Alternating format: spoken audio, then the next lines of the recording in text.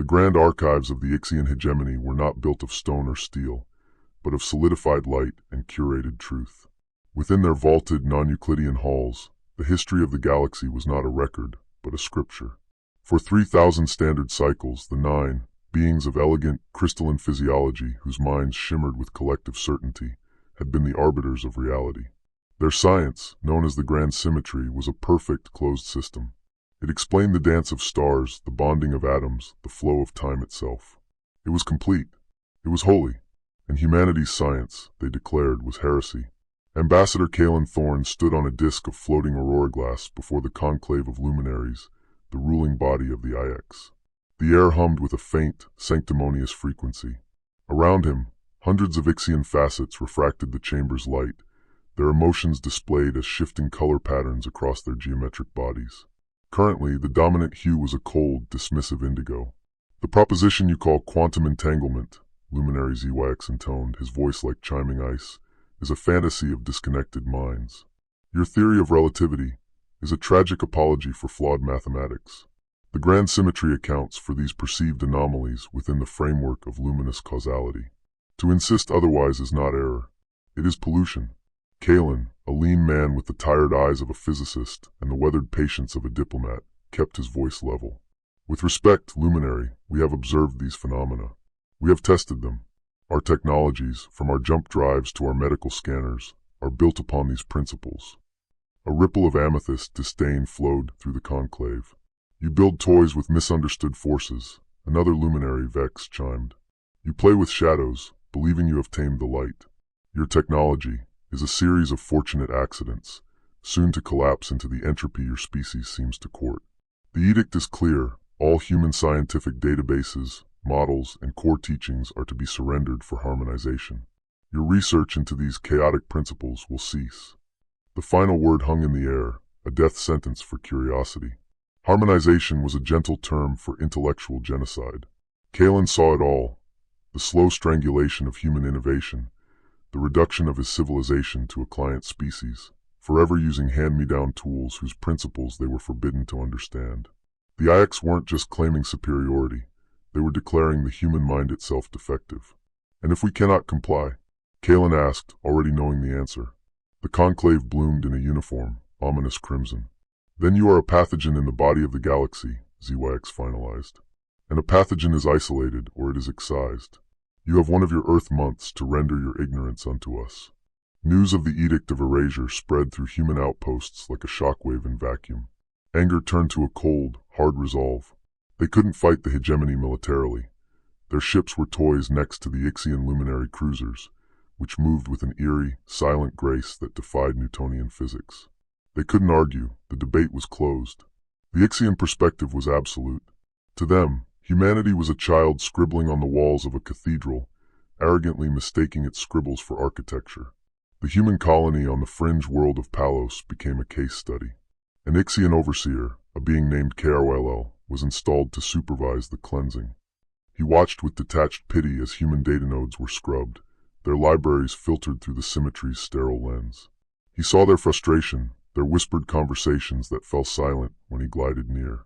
He interpreted their stubborn retention of archaic experiments as a species-wide cognitive dissonance, a pathetic clinging to broken toys. "Your distress is noted but unnecessary," KRLL said to Mara Finn, the colony's lead engineer, as she oversaw the dismantling of a quantum comms array. "Once you understand the peace of the symmetry, you will thank us. Chaos is suffering. Order is peace." Mara, her hands stained with grease from machinery the Nine considered primitive, didn't look up. "Peace feels a lot like silence, Overseer. And silence is where curiosity goes to die." KRYLL's facet pulsed a soft, confused yellow. Emotion without logic. How typical. The tension was a slow boil. Ixian patrols scanned for heretical emanations, any energy signature that didn't conform to their models.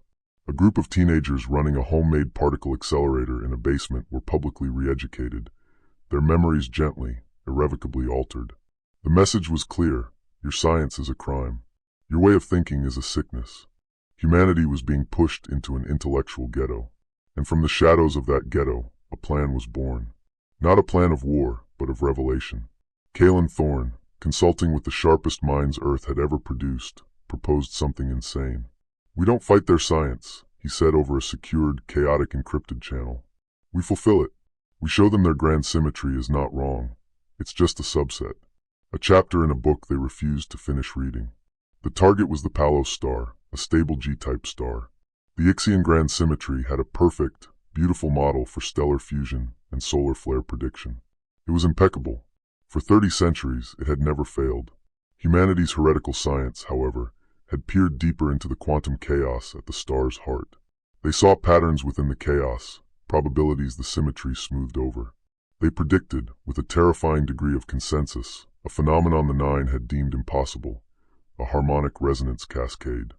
A series of microflares, interacting in a way that would amplify a specific, low-frequency neutrino pulse into a beacon of profound, structured information, a literal song written on solar winds. Building the device to prove it was an act of collective genius and desperation. They called it the Orpheus Array. It had to be constructed from scavenged parts, from technology the Nine deemed harmless or obsolete. Its core was a human brainchild, a chaotic state regulator, an engine that thrived on the very unpredictability the IX abhorred. Mara Finn led the engineering team, working in hidden caverns, their work masked by the primitive thermal signatures of geothermal vents. Caruel, meanwhile, grew suspicious. His sensors detected anomalous energy readings, but they were fuzzy, incoherent like static.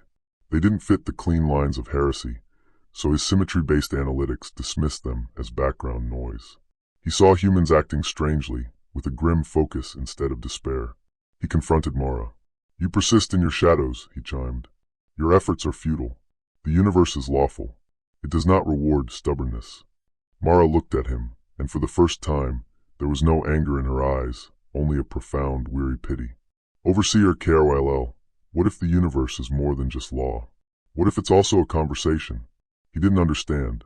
He ordered a sweep. The sweep found nothing. The Orpheus Array, cloaked in a field of engineered quantum uncertainty, was literally invisible to symmetry-based scans. It was a ghost in the machine of their reality.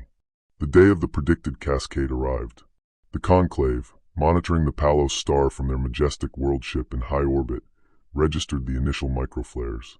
It was within acceptable parameters. A minor, beautiful realignment of stellar plasma, perfectly described by verse 8412 of the symmetry. Then the impossible began. The neutrinos didn't just stream out, they pulsed. A rhythm emerged. Then a harmony. Layers of interference patterns, predicted down to the picosecond by the heretical human models, wove the random neutrino flux into a coherent signal. But it wasn't just a signal. It was music. A deep, resonant, and heartbreakingly complex symphony of mathematics made audible, broadcast across every frequency the IX could perceive. On the Ixian world ship, panic was an unknown concept. But profound systemic shock was not. Alarms that had never sounded in 3 millennia blared in silent, psychic frequencies. Their sensors, designed to filter chaos, were overloaded with beautiful, lawful coherence that came from outside their laws.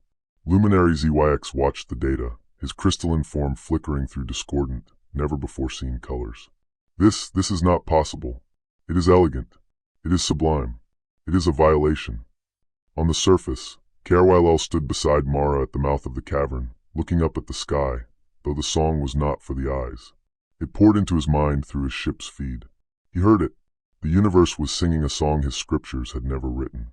And the humans had known it would sing. "You," he stammered, his chime voice faltering. "You didn't break the laws. You listened for a melody we had declared silent." Mara nodded, her face illuminated by the ordinary starlight. "You were so sure the score was complete, you stopped listening to the music." The climax was not an explosion, but an awakening. The Orpheus Array, having catalyzed the cascade, then performed its second function. Using the stellar song as a carrier wave, it transmitted a single compressed data packet. Not a weapon, not a protest. It was a gift, a textbook. It contained the human heresies, quantum theory, relativity, chaos mathematics, not as contradictions to the grand symmetry, but as the broader context that contained it. It showed the IX that their perfect equations were a special solution, valid in a limited, calm domain. Humanity's science was the general solution, the one that could navigate both the calm and the storm. On the world ship, the conclave was in a state of catatonic revelation. Their collective mind, a monument to certainty, was experiencing doubt for the first time. And with that doubt came a terrifying, exhilarating expansion. They saw the human models not as pollution, but as missing keys. The erratic human technologies? They weren't clumsy toys. They were probes sent into the chaotic depths their own ships were too rigid to navigate. Luminary ZYX, his facets now burning with a humble, hungry silver, opened a channel to the surface. To Kalen Thorne, Ambassador, the chime was softer, laced with a new frequency, awe. The song, the data. You have not rewritten our laws. You have shown us they were written in a language too small. You have given us the rest of the alphabet. Kalen let out a breath he felt he'd been holding for a month. We didn't want to destroy your truth, Luminary. We just wanted you to see it was part of a bigger one. The Edict of Erasure was rescinded, not repealed but transformed. In a ceremony beneath the now quiet Palos star, a new covenant was signed. The Ixian hegemony, for the first time in its history, admitted a peer. Not a military peer, but an intellectual one. A joint institute was proposed, the Academy of the Full Spectrum. Ixian precision and human chaotic ingenuity would work side by side. KRYLL, no longer an overseer but a liaison, stood with Mara by the dormant Orpheus array. You looked into the abyss of the unknown, he said, his light a steady, respectful blue. And instead of finding monsters, you found music. And you had the courage to sing along. Mara smiled. It's what we do. We hear a whisper in the dark, and we have to answer. We have to know who or what is whispering back. The galaxy watched, stunned, as the most rigid civilization in known space was gently, irrevocably bent not by weapons, but by a better idea. The humans, declared heretics, had not conquered. They had completed. And for the first time, the galaxy understood that humanity's true power was not in claiming to possess the final answer, but in possessing the infinite courage to forever question the answer they had. They didn't rewrite the laws of physics. They rewrote the law of what it means to be intelligent. They proved that the highest science is not reverence for the known, but humble, relentless love for the unknown. And in that boundless, chaotic, beautiful unknown, they had found not heresy but their true home. If this story of a song that reshaped the stars moved you, subscribe for more tales of humanity's gentle, unyielding light in the cosmic dark.